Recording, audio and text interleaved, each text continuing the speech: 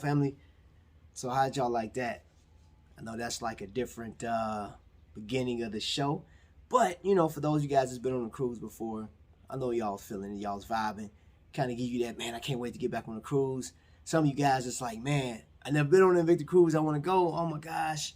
And then for the rest of you guys, you're like, I'm not really an Invicta fan, but you don't have to be a fan of Invicta. It's a plus, but you don't have to be a fan of Invicta to actually enjoy the cruise, because I did run into some non-Invicta collectors on the cruise, and they had a great time. But we're here for a watch review, and this is actually a recap because the watch that we are talking about today is the Chaos. And this watch has been reviewed by a number of people on this platform, which I mean YouTube. Tommy Big Time actually has this watch reviewed it. There were a number of other people that have reviewed this particular timepiece. And the one that you're seeing before you right now is the Chaos Reserve Chaos with the Pepsi bezel, and it has the mother of pearl. Now, I will explain to you the pros and cons of this timepiece. And yeah, but before we get into that, make sure that if you don't have the notification bell on, go ahead and hit that, man. And if you value the content, go ahead and think about becoming a subscriber of this channel. You feel what I'm saying? We do have coming up. We coming up now. Memberships are coming in April. And of course, before we end this video, I'm gonna answer that question. Is this piece battle worthy? If you know what battles are, stay tuned. We're gonna get into that, man. But you know what I'm saying? Let's get it.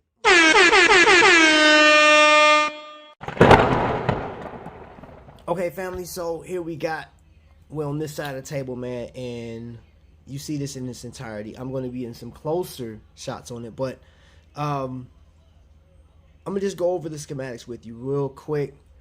For those that actually care, this thing is like 28,800 beats per hour, and you'll have 12 plus or minus seconds per day that you'll lose on this time. One of the characteristics that got me when I first saw this watch was the bracelet, actually. You know, and the color, I did say I wanted to get that, you know, that Pepsi bezel, but they were calling it, you know, soda bezel because, of course, Rolex was saying, you know, I guess they coined that. So, soda bezel and that mother of pearl. Y'all see it, it's like hidden pinks, blues, that platinum. Now, this was, like I said, was a cruise special 2 years ago on Invicta's voyage. And I knew that I wanted to get this one. They talked about it. They talked it up prior to the cruise, and I had put my eyes on this one. But it also comes in meteorite as well as a pave. It's like a little over a carat of diamonds, and maybe 2 carats. And this thing does have pretty decent lume on it, as you can see right here. I like it, but you know, the biggest thing for me is I like that dive style. And this was actually, if you check my Instagram, this is my watch of the day yesterday. But screw down crown, and the Ronda company actually started off with mechanical movements, and then during the quartz crisis, of course, they went to a quartz movement.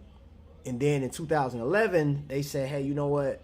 We're going to get right back into automatic watches, and they start working on this particular one. In 2016, it debuted at Bezel World, and it was striking. And the CEO of Invicta is actually friends with the maker of the company. I guess the CEO of Ronda company. And if you can see this, I know some people love the case backs. You can see the rotor, and you can see the Invicta engraved in there. This thing is like 200 meters of water resistance. Now, I'm going to cut straight to it. I love the meteorite dial. I love the Pepsi look to it, or soda dial, whatever you want to call it. I love the high polish. I love the way the bracelet fits. It's very comfortable on the wrist. Very easy to use. I mean, what's not to love about this watch? For those of you guys that like the larger timepieces, I would say this is a definite grab. You know what I'm saying? You got 40-hour power reserve in this, so if you lay this thing down for a day and a half or something like that, you can pick it back up and just wear it. You know, but once you get it wound up, And I'm gonna just tell you, rule of thumb, I don't go over 22 winds for this. I know some say do 25, but I do, like, I count to like 20, and I measure mine from this point of my finger to right here. That's how I wind mine. That's just, I mean, rule of thumb. You know, I got that from another watch collector. So,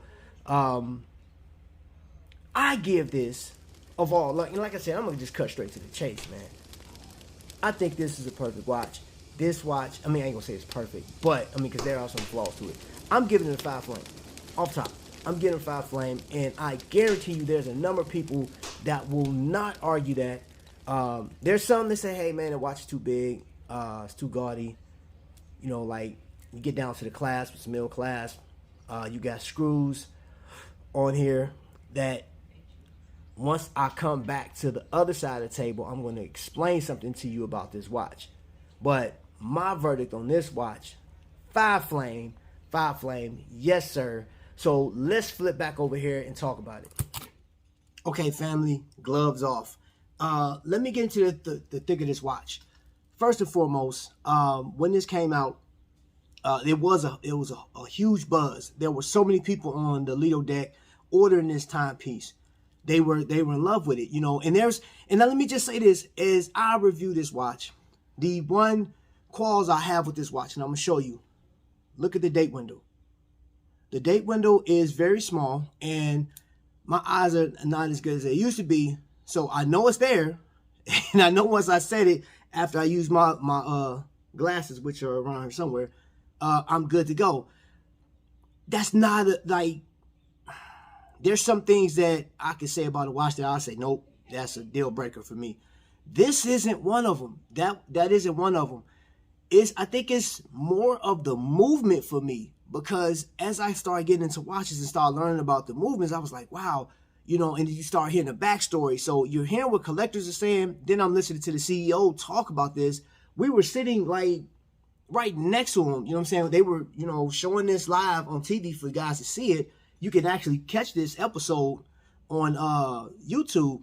But we were there, and I'm listening to him saying, you know, that Rhonda brought this movement out.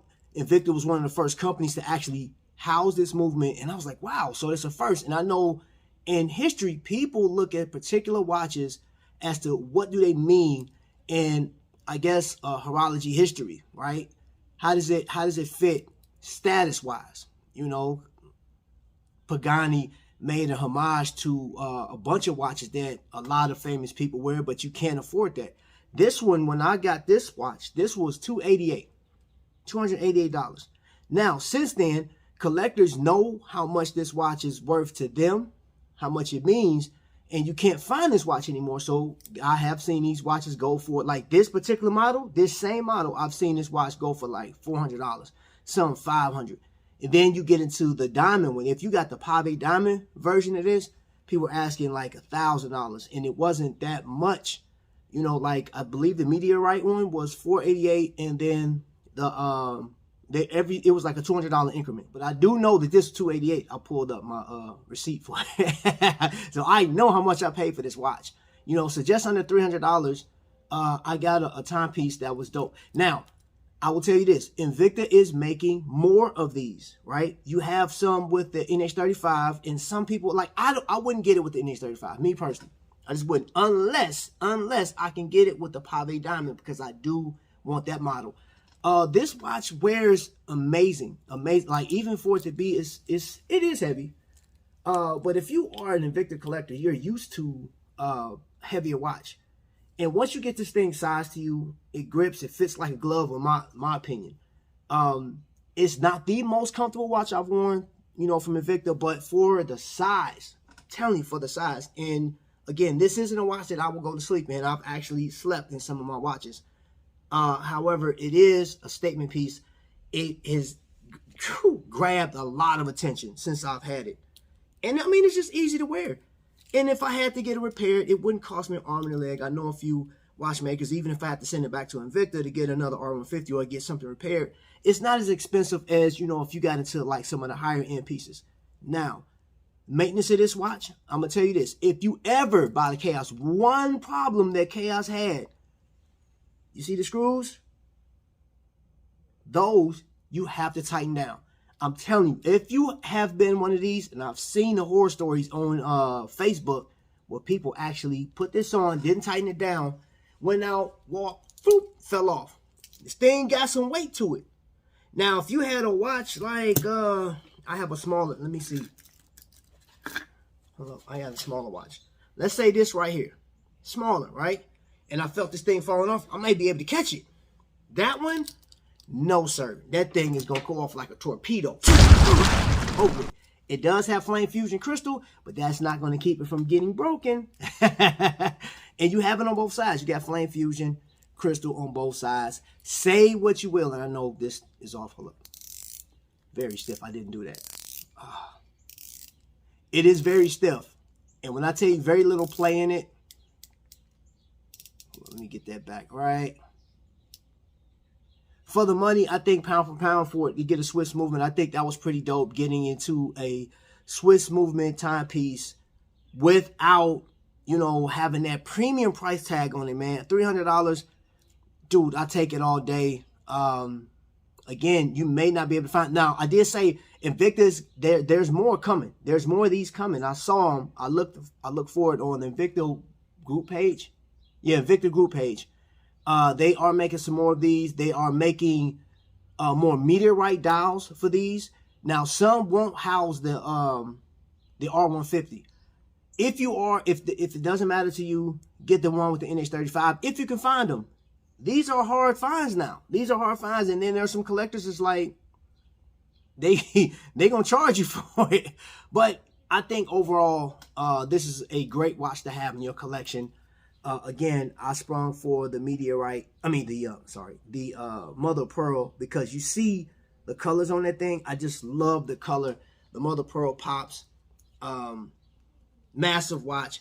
I got a lot of great things to say about this one. So again, if you can find it, grab it, get it, love it, enjoy it, keep it in your collection.